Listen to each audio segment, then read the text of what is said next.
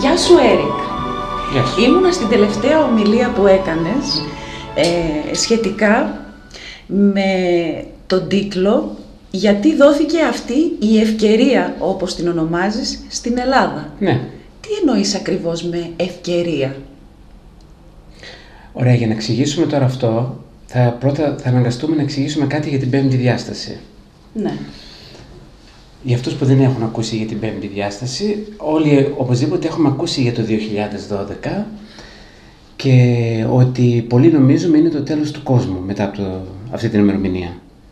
Δεν είναι ακριβώς το τέλος του κόσμου, αλλά είναι το τέλος του κόσμου όπως τον ξέρουμε εμείς τον κόσμο. Πάμε σε έναν καινούριο κόσμο. Πάμε σε μια άλλη διάσταση.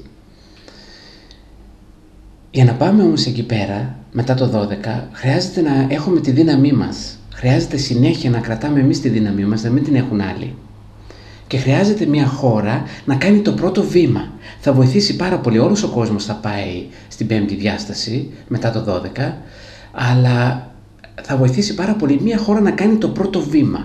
Και το πρώτο βήμα είναι, μια χώρα χρειάζεται να πάρει πίσω τη δύναμή της από την κυβέρνηση. Και αυτή η ευκαιρία τώρα έχει δοθεί στην Ελλάδα. Να είναι η Ελλάδα η πρώτη χώρα που θα μπορέσει να πάρει πίσω τη δύναμή της από την κυβέρνηση. Ο λόγος που έχουμε πέσει σε αυτό που έχουμε πέσει τώρα, εμείς το ονομάζουμε κρίση, αλλά άμα δούμε την ευρύτερη εικόνα, είναι όλα τέλεια, είναι μια χαρά.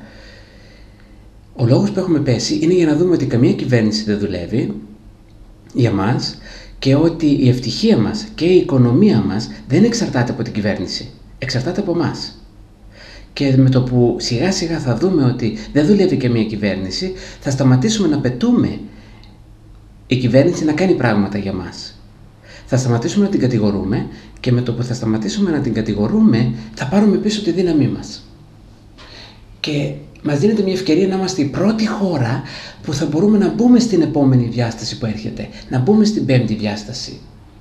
Αν και οι άλλες μετά θα ακολουθήσουν πολύ σύντομα, δεν θα είναι πάνω από 1-2, το πολύ 3 μήνες. Γιατί δεν γίνεται όλη η γη είναι ένα, δεν γίνεται μια χώρα να πάει μπροστά και να αφήσει όλες τις άλλες πίσω για 1-2 χρόνια. Μπορεί να είναι και θέμα εβδομαδών. Αλλά χρειάζεται μια χώρα να γίνει η πρώτη χώρα που θα πάρει πίσω τη δύναμή της από την κυβέρνηση. Ένας λαός που απλώς θα αναρωτηθεί, μήπως φταίω εγώ? Ο ευκολότερος τρόπος να πάρουμε πίσω τη δύναμή μας είναι με τον ίδιο τρόπο που την έχουμε δώσει. Εμείς τη δίνουμε τη δύναμή μας με το που κατηγορούμε. Που σε αυτή την περίπτωση την κυβέρνηση ή τον πρωθυπουργό ή τους υπουργούς, και με το που κατηγορούμε κάποιον ή κάτι, αυτομάτως του δίνουμε τη δύναμή μας. Ή στην κατάσταση ή στο άτομο. Ναι. Τώρα με το που θα ξανασκεφτούμε ότι η οικονομία της Ελλάδας δεν πάει καλά, εκείνη τη στιγμή θα σταματήσουμε να κατηγορούμε και θα αναρωτηθούμε, μήπως φταίω εγώ? Δεν είναι ότι φταίμε εμείς, αλλά είναι ο μόνος τρόπος να πάρουμε πίσω τη δύναμή μας. Γιατί έτσι τη δώσαμε, με το που κάποιος φταίει. Και με το που θα αναρωτηθούμε και μόνο το μήπως φταίω εγώ, έχει έρθει πίσω η δύναμή μας από όλα αυτά τα άτομα που έχουμε κατηγορήσει. Είτε άτομα, είτε τράπεζες, είτε πρωθυπουργούς από άλλες χώρες, είτε ο δικός μας πρωθυπουργός. Αυτομάτως έρχεται πίσω η δύναμη από όλα αυτά τα άτομα και είναι πάλι δικιά μας. Και η οικονομική μας κατάσταση, η ευτυχία μας, η ευημερία μας εξαρτάται πλέον μόνο από μας. Αυτό είναι που εννοώ ευκαιρία. Όταν όλα πάνε καλά, δεν θα κάνουμε ποτέ αυτή την ερώτηση. Τώρα που δεν πάνε καλά τα πράγματα, θα φτάσουμε στον πάτο, ακόμα δεν έχουμε φτάσει στον πάτο, έχουμε λίγο ακόμη, θα φτάσουμε στον πάτο και τότε θα αρχίσουμε να αναρωτιόμαστε. Και η πιο εύκολη ερώτηση και η πιο γρήγορη που μπορούμε να κάνουμε είναι, μήπως φταίω εγώ? Τώρα, πρέπει κάτι όμως να ξεκαθαρίσουμε. Δεν φταίει κανείς. Η γη είναι ένα σχολείο, ένα πανεπιστήμιο και παίζουμε ένα παιχνίδι. Κανείς δεν φταίει. Τα πράγματα απλώς είναι. Χρειάζεται για να πάμε μπροστά και σαν ψυχή, αλλά και σαν προσωπικότητα και σαν χώρα, πάντα να κρατάμε τη δύναμή μας. Και για να μπορούμε να εκφραστούμε πολύ πιο εύκολα. Και εμείς συνέχεια δίνουμε τη δύναμή μας, ειδικά σε χώρες όπως η Ελλάδα, που έχουμε παίξει το θύμα για τόσους πολλούς αιώνες, που έχει μπει μέσα στο DNA μας αυτός ο ρόλος. Και ούτε καν σκεφτόμαστε, πάμε αμέσως στην ενέργεια του θύματος, πάμε αμέσως στη δόνηση του θύμα. Είμαι θύμα, κάποιος άλλος φταίει. Οπότε σε μια τέτοια χώρα, μόλις αρχίσουμε εμείς και λέμε μήπως φταίω εγώ, δεν θα πάρουμε πίσω μόνο τη δύναμη που δώσαμε εμείς. Θα πάρουμε πίσω τη δύναμη που δώσαν οι γονείς μας, οι παππούδες μας, οι προπάππουδες μας, αν είναι λέξη αυτή. Θα πάρουμε πίσω τη δύναμη από γενναίες ολόκληρες που έχουμε δώσει. Για μας πάντα κάποιος άλλος έφταιγε. Πάντα ήταν μια άλλη χώρα, πιο ισχυρή από εμάς. Δεν θέλω να ονομάσω χώρες, γιατί δεν παίζει κανένα ρόλο ποια χώρα ήτανε. Και θα πάρουμε πίσω τη δύναμή μας από όλες αυτές τις χώρες που τους έχουμε δώσει τη δύναμη. Όταν φταίει η Αμερική, όταν φταίει η Γερμανία, εμείς δυναμώνουμε τη Γερμανία και την Αμερική. Την κάνουμε πιο δυνατή, γιατί της δίνουμε τη δύναμή μας. Της λέμε εσύ έχεις πιο πολύ δύναμη από μένα, ναι. Και ο ευκολότερος τρόπος να την πάρουμε πίσω για τόσες γενναίες που την έχουμε δώσει είναι απλώς να αναρωτηθούμε, όχι να κατηγορήσουμε, απλώς να αναρωτηθούμε. Μήπως φταίω εγώ? Και δεν είναι καλό να λέμε μήπως φταίω εγώ τελικά. Κατηγορούμε. Δεν υπάρχει τελικό. Δεν υπάρχει ποτέ τελικό. Απλώς από περιέργεια. Μήπως φταίω εγώ? Και έτσι αυτομάτως μετά θα πάρουμε μια βαθιά ανάσα και αυτομάτως έρχεται πίσω όλη η δύναμή μας που έχουμε δώσει. Και εμείς και οι ancestors, οι προγονείς μας. Και οι προγονείς μας. Να σε ρωτήσω όμως κάτι. Γνωρίζοντας τους Έλληνες, όσα χρόνια ζει στην Ελλάδα και άλλα τόσα που ξέρουμε για την ιστορία των Ελλήνων, που ήταν, όπως είπες, υπόδουλοι σε κάποιον λαό πάντα. Δεν είναι λίγο ειρωνικό, έως αστείο ας πούμε, το ότι δίνεται αυτή η ευκαιρία στην Ελλάδα, ενώ οι Έλληνες ζουνε με τον κώδικα πατρίδα, θρησκεία, οικογένεια και τον κώδικα θύμα όλη τους τη ζωή?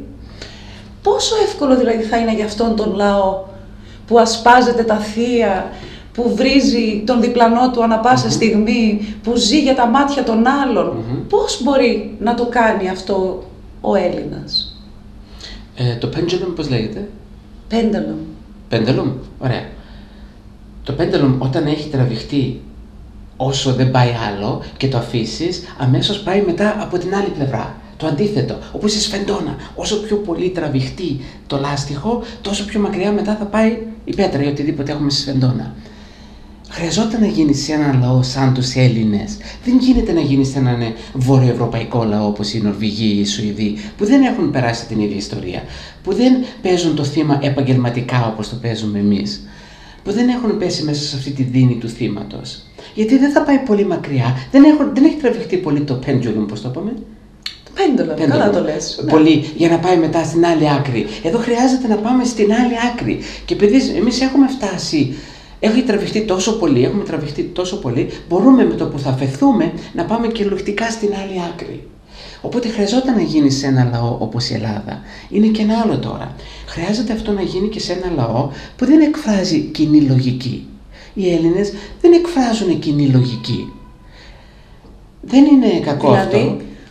Όταν λες κοινή λογική. Δεν είναι κακό αυτό. Ο καθένας μας, ο κάθε λαός, όπως και ο κάθε άνθρωπος, είναι διαφορετικό κομμάτι της ίδιας θεάς, του ίδιου Θεού. Και εκφράζουμε ο καθένας μας άλλα κομμάτια. Εμείς δεν ήρθαμε εδώ να εκφράσουμε κοινή λογική, ας το κάνουν αυτό οι Άγγλοι. Αλλά εμείς ήρθαμε να κάνουμε άλλα πράγματα, που θα μας πάει πολύ πιο μακριά από λαούς που εκφράζουν κοινή λογική, όπως που έχουν οι Γερμανοί. Τώρα υπάρχουν και άλλοι λαοί που δεν εκφράζουν κοινή λογική, αλλά επειδή είναι τριτοκοσμικές χώρες, επειδή είναι φτωχές χώρες, δεν τις σέβονται οι πλούσιες χώρες. Οπότε δεν θα τους ακούσουνε. Εμάς θα μας ακούσουνε. Όταν εμείς πάμε στο άλλο άκρο, όταν εμείς θα κρατήσουμε τη δύναμή μας και δείξουμε το τι μπορεί να κάνει ο άνθρωπος και σαν άτομο και σαν εθνικότητα και σαν, δεν θέλω να πω τη λέξη κράτος, γιατί τα κράτη θα διαλυθούν σε λίγο. Οπότε ας μείνουμε σαν κοινωνία. Και σαν κοινωνία, τότε όλοι οι λαοί θα κοιτάξουν, και οι φτωχές χώρες, αλλά και οι πλούσιες χώρες. Λόγω της ιστορίας μας, μας ψιλοσέβονται λίγο. Οπότε θα κοιτάξουν και θα πούνε, αφού το κάνανε οι Έλληνες, μπορούμε κι εμείς. Και έχουμε τη δυνατότητα, μας δίνεται τώρα μία ευκαιρία να αλλάξουμε όλο τον κόσμο, κυριολεκτικά όλη την Ιφίλιο, όλα τα 208-210 κράτη, δεν ξέρω πόσα είναι. Και να κάνουμε το πρώτο βήμα για αυτό που έρχεται τώρα. Αυτό που γίνεται στη γη, που αρχίζει τέλος του 12 και αρχές του 13, αυτή η ευκαιρία δίνεται στη γη μόνο κάθε 26.000 χρόνια. Και μας δόθηκε αυτή η ευκαιρία. Εάν την πάρουμε, θα είμαστε πρώτοι για χιλιάδες χρόνια μετά. Δεν είναι κάτι που αυτό θα τελειώσει σε 100 χρόνια, γιατί τώρα στην καινούργια ενέργεια μπαίνουμε στην αθανασία. Δεν θα ζούμε 60, 80, 100 χρόνια. Θα ζούμε 1000-2000 χρόνια. Μες στο ίδιο σώμα. Γιατί είναι τόσο πιο ελαφριά η καινούργια ενέργεια που αρχίζει το 12. Βέβαια, θέλουμε 5 χρόνια να πάμε να γίνουμε. Με συγχωρείς. Θέλουμε 5 χρόνια να γίνουμε καθαρά πεμπτοδιάστατοι. Οπότε από το 17 και ύστερα θα είμαστε ολοκληρωτικά στην πέμπτη διάσταση. Αλλά θα έχουν αρχίσει πολλά πράγματα από το τέλος του 12. Επειδή θα πάμε στην αθανασία, θα αρχίσουμε να μιλάμε διαφορετικά. Τώρα μιλάμε μόνο για έναν αιώνα, γιατί περίπου τόσο ζούμε, αν είμαστε τυχεροί. Εκεί θα ζούμε τουλάχιστον 10 με 20 αιώνες, μέσα στο ίδιο σώμα. Οπότε για τους επόμενους 10-20 αιώνες θα μας κοιτάνε όλοι σε όλο τον κόσμο και θα μας βλέπουν σαν εμείς ήμασταν οι πρώτοι που το κάναμε αυτό. Και ξέρεις πολύ καλά ότι δεν είμαι εθνικιστής καθόλου. Ναι. Οι Έλληνες μου τη δίνουν στα νεύρα και η Ελλάδα μου τη δίνει στα νεύρα. Αλλά όταν κάνω κανάλι, είτε συμφωνώ είτε διαφωνώ, αυτό βγαίνει στο κανάλι. Ότι μας δόθηκε μια ευκαιρία να είμαστε οι πρώτοι. Και πιστεύεις όμως πραγματικά ότι ο Έλληνας, το μεγαλύτερο ποσοστό των Ελλήνων, γιατί οφείλει φαντάζομαι να το κάνει το μεγαλύτερο ποσοστό των Ελλήνων αυτό για να σωθούμε, για να γίνει. Όχι. Ένα 1,5% άμα το καταφέρει. Ένα 1,5% άμα καταφέρει να πάρει πίσω τη δύναμή του από την κυβέρνηση, έχουμε κρίσιμη μάζα. Τότε είμαστε μετά εντάξει. Θα πάει από το... Δεν είμαστε ακόμη, γιατί θα βρεθούμε, ναι. Θα βρεθούμε. Πόσοι βγαίνουμε, 150.000 άτομα.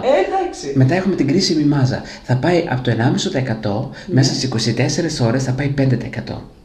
Μέσα στις 48 ώρες θα πάει 50%. Ναι. Και μετά τελείωσε το παιχνίδι. Οπότε θέλουμε να έχουμε τα νούμερα της κρίσιμης μάζας. Η κρίσιμη μάζα στην Ελλάδα, με τον πληθυσμό που έχουμε εμείς στην Ελλάδα, είναι γύρω στο 150.000 άτομα. Οπότε όταν μιλάμε για το τέλος του κόσμου μέσα στο 2012, δεν μιλάμε για καταστροφές και σεισμούς.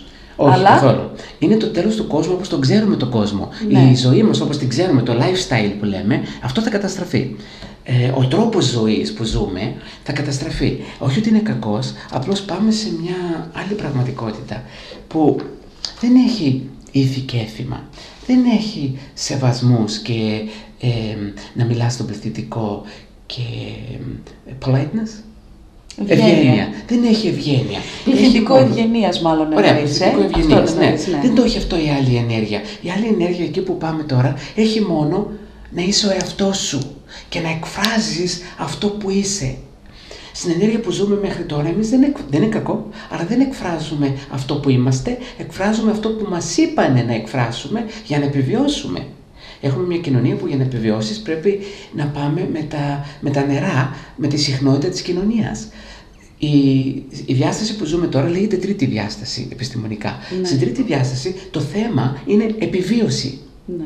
Οπότε κάναμε οτιδήποτε είναι ανάγκη να επιβιώσουμε. Όχι μόνο σαν άτομο, και σαν χώρα και σαν οικογένεια και σαν κοινωνία. Ναι. Τώρα όμως εμείς βγαίνουμε από αυτή την δόνηση, από αυτή την ενέργεια και πάμε σε μια δόνηση, μια ενέργεια που το θέμα εκεί είναι έκφραση.